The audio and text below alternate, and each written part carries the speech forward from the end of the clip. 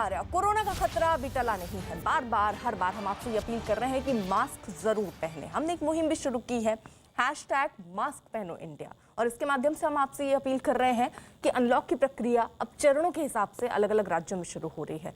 दूसरी लहर में केसेस भी अब कम हो गए हैं, लेकिन इसका ये मतलब कतई नहीं है कि कोरोना का खतरा टल गया है, क्योंकि तीसरी लहर का खतरा हमारे सामने है और अगर उससे बचना है तो मास्क ही सबसे बड़ा हथियार है। इसलिए मास्क जरूर पहनिए।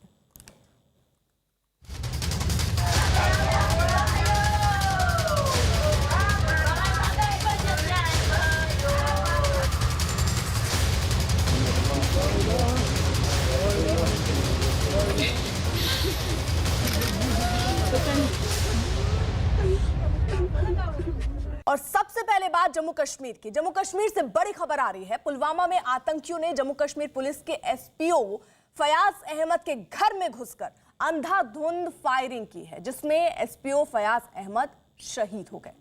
इसके अलावा इस हमले में उनकी पत्नी और बेटी की भी मौत हुई। इस आतंकी हमले के बाद पूरे इलाके में दहशत है। तो वहीं सुरक्षा बल के जवानों ने पूरे इलाके की घेराबंदी कर हमले में शामिल आतंकियों की तलाश शुरू कर दी। कश्मीर में पिछले 10 दिनों में पुलिसकर्मियों पर जानलेवा हमले का ये तीसरा मामला है। इससे पहले श्रीनगर में आतंकियों ने इंस्पेक्टर समेत 2 पुलिसकर्मियों की हत्या कर दी थी। तो घाटी में 10 दिन में ये 3 हत्याएं। आतंकी जो हैं वो लगातार इस तरीके की घटनाओं को अंजाम दे रहे हैं। श्रीनगर में आतंकियों ने इंस्पेक्टर समेत 2 पुलिसकर्मियों की हत्या कर दी थी। इससे पहले आपको बता दें, जहां आज एक तरीके से फिर एक तस्वीर ऐसी आई जहां आतंकियों ने कायराना करतूत की है और एक जवान को शहीद किया। इस आतंकी हमले के बाद पूरे इलाके में दहशत है। तो वहीं सुरक्षा बल के जवानों ने पूरे इलाके की घेराबंदी कर हमले में शामिल आतंकियों की तलाश शुरू कर दी। कश्मीर में पिछले 10 दिनों में पुलिसकर्मियों पर जानलेवा हमले का यह तीसरा मामला है। इससे पहले श्रीनगर में आतंकियों ने इंस्पेक्टर समेत 2 पुलिसकर्मियों की हत्या कर दी थी। 2 तस्वीरें हम आपको दिखा रहे हैं। जैसे ये खबर घर वालों को मिली, घर वालों का रो रो कर बुरा हाल है। साथ ही साथ वो आतंकी जिन्होंने ये कायराना हरकत की है, उनकी तलाश पूरी घाटी में हो रही है। पूरे इलाके में सर्च ऑपरेशन चलाया जा रहा है। इलाके की घेराबंदी भी की गई है और जल्द से जल्द वो कौन आतंकी थे उनको ढूंढकर मौत के घाट उतारने की कोशिश।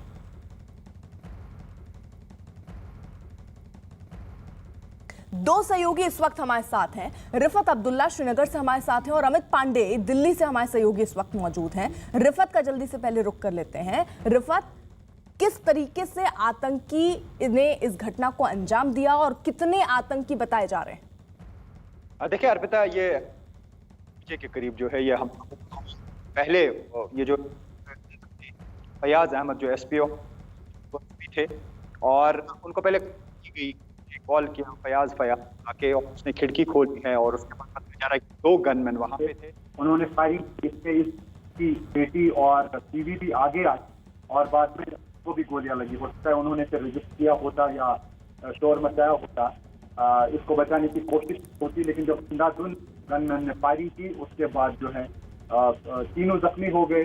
जो फयाज है वो रास्ते में ही दम तोड़ बैठा क्योंकि उसको काफी गोलियां लगी थी। उसके बाद तकरीबन 2 घंटे बाद बीवी की डेथ हुई। 2 बजे रात जो है बेटी की भी डेथ हुई। तीनों बाद में बहुत फिलहाल ऑर्डर किया गया था इस पूरे एरिया का आर्मी, सीआरपीएफ और पुलिस की तरफ से, लेकिन वो गनमैन जो है वो वहां से स्पॉट से भाग गए थे। लेकिन आपको मालूम है, जैसे आपने भी कहा कि लगातार पुलिस वालों की हत्याएं हो रही हैं। 2 पुलिस की मौत जो है हुई है अटैक में। श्रीनगर में एक इंस्पेक्टर था सीआईडी का और साथ ही सफा कदल एरिया में भी एक पुलिस कांस्टेबल था, उसको गोलियां मार दिया गया था। वो एक रिटायर्ड जज का सिक्योरिटी गार्ड था। और अब ये कह सकते हैं कि पिछले 10 दिनों में 3 लोगों की पुलिस वालों जो है हत्या कर दी गई है और इसके अलावा भी एक सिविलियन की भी मौत हुई जिन्होंने फायरिंग की थी उससे। बिल्कुल, रहिए जरा आप साथ। अमित पांडे भी हमारे साथ हैं। अमित, क्या किसी आतंकी संगठन ने अभी तक इसकी जिम्मेदारी ली है?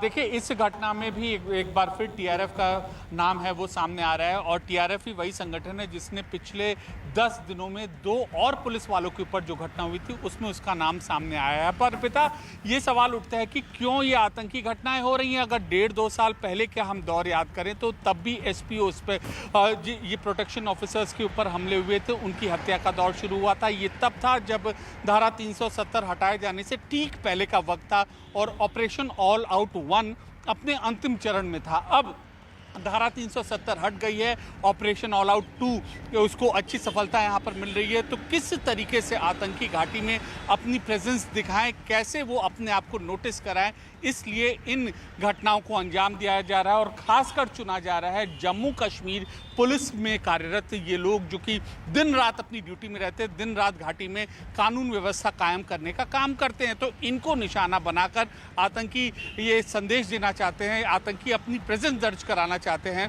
लेकिन सुरक्षा बलों का जो ये ऑपरेशंस है ये लगातार ये जारी है और अब ये देखना है कि कितने दिनों में इन दोनों अहम जो घटना हुई है, पुलिस वालों के ऊपर हमला हुई है पिछले 1 हफ्ते में, इनके आरोपी कब तक पकड़े जाते हैं। जी रिफात, क्या आतंकियों का अभी तक कुछ पता चल पाया है? देखिए, अभी हालांकि इन्वेस्टिगेशन की जा रही है इस मामले की और जिस तरीके से ये बता रहे थे कि टीआरएफ ने इससे पहले जो 2 घटनाएं घटी उसकी रिस्पॉन्सिबिलिटी ली थी, लेकिन अभी इस वाकये की किसी ने रिस्पॉन्सिबिलिटी नहीं ली। जैसा मैंने कहा कि 2 बंदूकबाजार थे जो अननोन गनमैन, अभी उनको बताया जा रहा है खिड़की से किसी ने कॉल किया, उसको बुलाया फयाज करके और वो जब वहां से निकला और उसके बाद बताया जा रहा है कि 2 गनमैन वहां पे थे जिन्होंने फायरिंग की।